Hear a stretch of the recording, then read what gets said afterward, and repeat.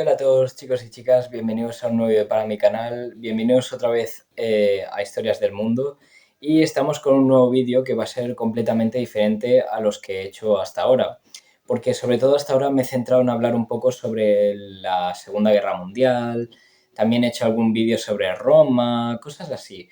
Pero sí que es cierto que, por ejemplo, no he tratado mucho el tema de la Guerra Fría. ¿Qué pasó después de la Segunda Guerra Mundial? ¿Qué pasó después de la derrota de Alemania? Que de hecho tenéis un vídeo en el canal que subí ayer que hablaba sobre la caída de Berlín. Entonces, yo lo que voy a hacer este vídeo no es como si no lo es, pero es como si lo fuera. Es como parte 2 de qué pasó después de la caída de Berlín. ¿Ok? Bien, partimos precisamente de ese momento, 1945. Alemania ha sido derrotada, el nacionalsocialismo ha sido derrotado y por lo tanto ahora mismo en el mundo han emergido dos superpotencias que son la Unión Soviética y los Estados Unidos. Por un lado la Unión Soviética representa el comunismo y por otro lado los Estados Unidos representan el capitalismo. Teniendo esto en mente, quiero también hablar un poco del concepto de Guerra Fría, porque Guerra Fría se le llama así porque no fue un enfrentamiento armado entre las dos superpotencias, es decir, que no fue la Unión Soviética y los Estados Unidos sus ejércitos luchando, sino que fue más bien una guerra, ¿cómo decirlo?, metafórica.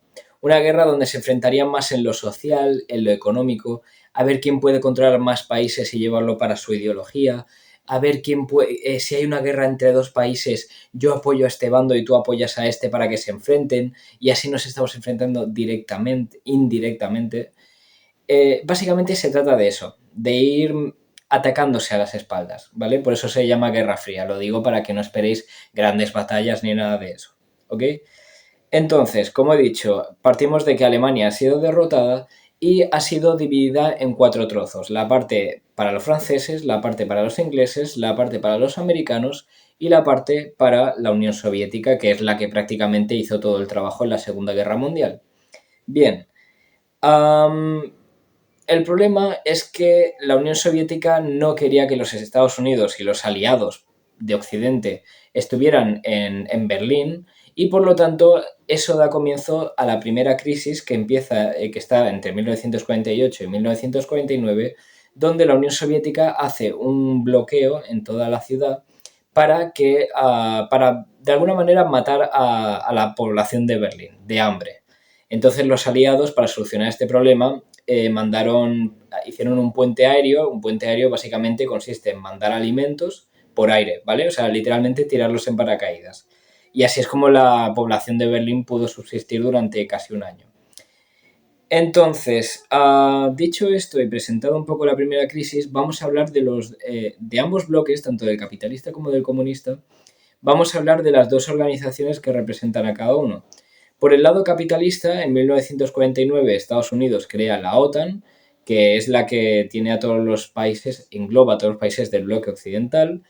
Y por otro lado tenemos a la Unión Soviética, que crea el Pacto de Varsovia en 1945, que engloba a todos los países de Europa del Este, todos los países que durante la Segunda Guerra Mundial la Unión Soviética fue arrebatándole a los alemanes en el frente oriental, todo lo que es Polonia, Bielorrusia, países bálticos, todo en general, ¿vale? Todo esto que estamos hablando, todo lo que sería de Europa para la derecha, hacia Rusia. Bien. Entonces, estos dos bloques, ¿cómo estaban separados? ¿O qué era lo que dividía lo que era capitalista de lo que era comunista? Pues es lo que lo dividía literalmente, la frontera natural entre el capitalismo y el comunismo era Berlín, Alemania.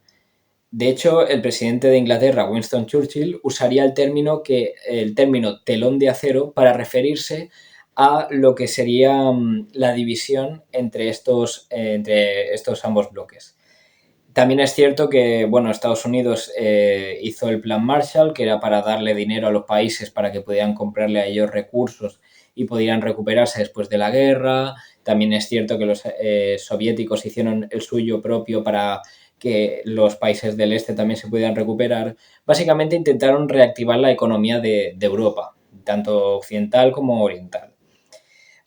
Bien, finalmente en 1949, después de la crisis que habíamos hablado de que la Unión Soviética había bloqueado todos los accesos, en 1949 se establece la división territorial de Alemania oficial, que es la parte occidental sería llamada la República Federal de Alemania, controlada sobre todo por los Estados Unidos, y luego tendríamos la Alemania Oriental, que sería la República Democrática de Alemania, controlada por la Unión Soviética.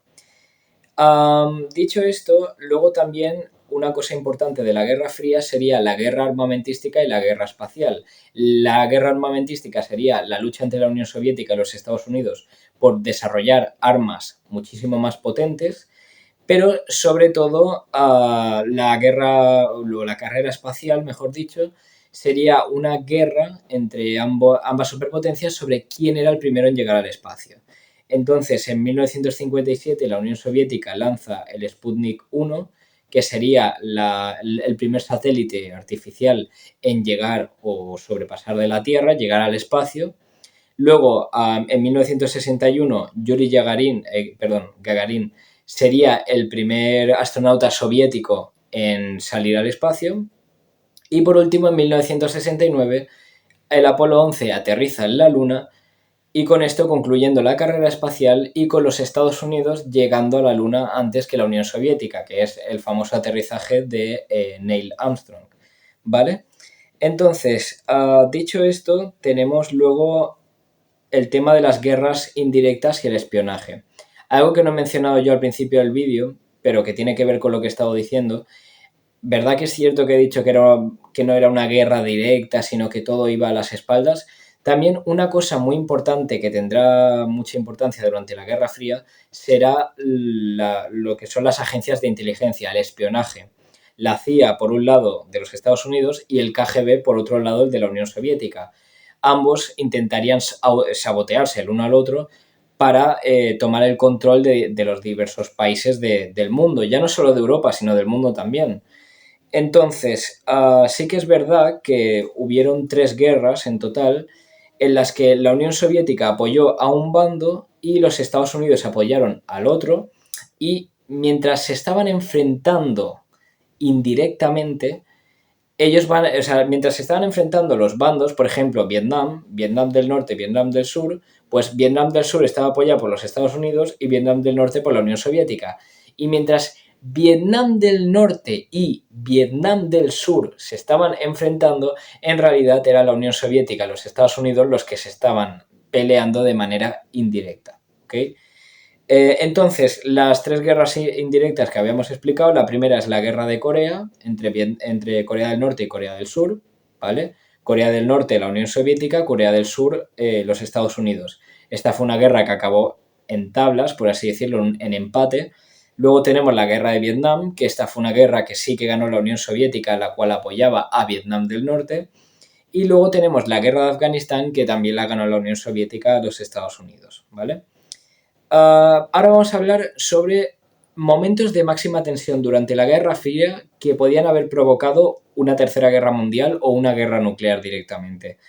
En 1961 lo primero es que se construyó el muro de Berlín, ¿vale? La ciudad de Berlín se dividió y se construyó un muro por parte de la Unión Soviética para que no pudieran pasar de un lado a otro, ¿vale? Esas provocaciones sí que es verdad que hizo que la tensión mundial se disparase, pero que luego no acabó en nada. Todos sabemos los problemas que hubieron, de que había gente que se pasaba de un lado a otro, sobre todo se pasaban del lado comunista al lado capitalista, porque los comunistas en Berlín se pasaron muchísimo. Y luego tenemos la segunda crisis, que es la más importante y en la que todo el mundo recuerda de la Guerra Fría, que es un año después, en 1962, la crisis de los misiles de Cuba. ¿Qué es lo que pasa aquí? Resulta que, bueno, en Cuba la Unión Soviética apoyó a Fidel Castro y a sus secuaces, por así decirlo, para que hicieran una revolución y tomaran el país. Entonces, Cuba cayó bajo una dictadura comunista liderada por Fidel Castro. Aquí la Unión Soviética lo que hizo fue aprovechar y instaló unos misiles que casualmente estaban apuntando hacia los Estados Unidos, porque la distancia entre Cuba y Estados Unidos es muy pequeña. es muy pequeña. O sea, los misiles soviéticos podían llegar perfectamente a Washington y reventarla. Entonces, claro, esto disparó muchísimo la tensión mundial porque no querían que los soviéticos tuvieran misiles instalados al lado de su país. Y entonces, tras duras negociaciones, finalmente lo que acordaron era los soviéticos retirarían los misiles en Cuba si los Estados Unidos retiraban los misiles instalados en Turquía, ¿vale? Que también estaban apuntando hacia la Unión Soviética casualmente.